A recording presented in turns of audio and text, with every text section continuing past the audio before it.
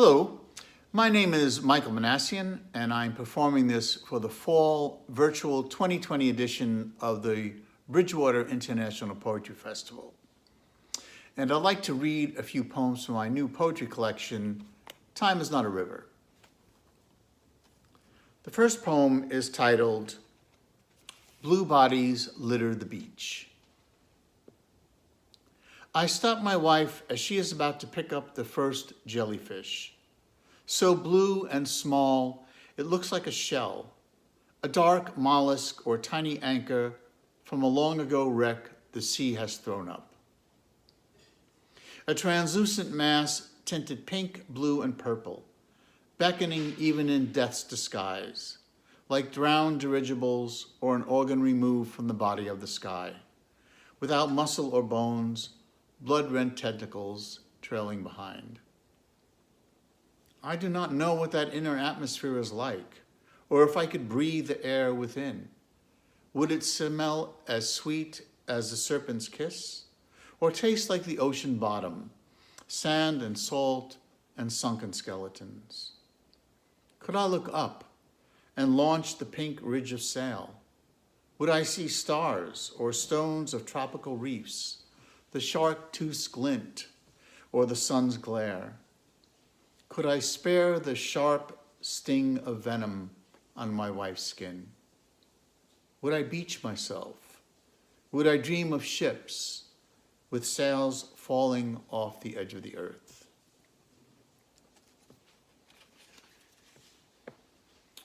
The second poem is titled Raising Pigeons. My uncle trained racing pigeons, keeping them in a wooden cage in the backyard of his Point Pleasant home. Talking to them softly every morning, his voice sounded like round cooing. The birds answered back in their New Jersey accents, complaining about the food and cold and having to fly around in the rain.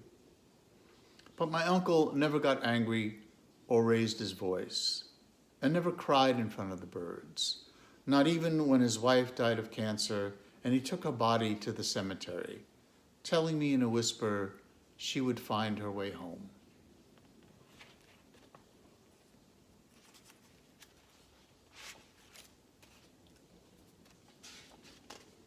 This next poem is titled, Remember the Starving Armenians. In my mother's kitchen, food was weaponized. Plates piled high with pilaf, tomato, chicken, and lamb.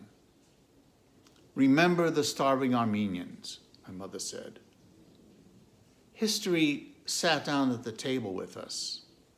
Our lost family kept alive half a century later in northern New Jersey, Long Island, and the Bronx. During the first genocide of the 20th century, America sent ships full of food, nurses, and nuns to the Mediterranean. Posters hung in town squares, and full-page ads appeared in the New York Times. Remember the starving Armenians. 1.5 million dead, another million scattered around the world. But I had to finish my dinner no matter how full I felt. And if any scraps remained on our plates, my mother stood at the kitchen sink and licked each one clean. Our kitchen, at least one place on earth. We ate for the empty places. We ate for the dead.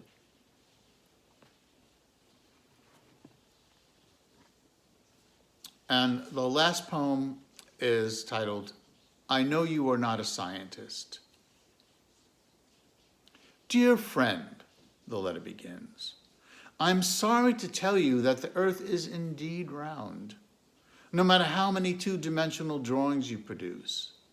And yes, it is true I had a lonely childhood and suffered mightily, having not even an imaginary friend, though I found at an early age that I could communicate not only with animals and birds, but also fish and mammals of the sea.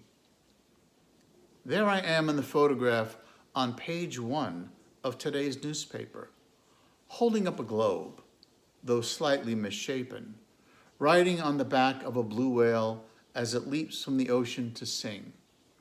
The song made, as you know, without vocal cords. Hence, this letter. If you cannot sing, simply hum the tune as it wanders through your mind, like the sun revolving around the earth and the planets spinning like plates in the circus of air. Thank you very much.